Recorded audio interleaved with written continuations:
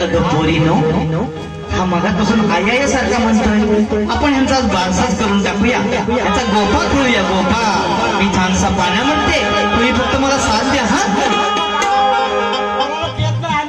पहिल्या दिवशी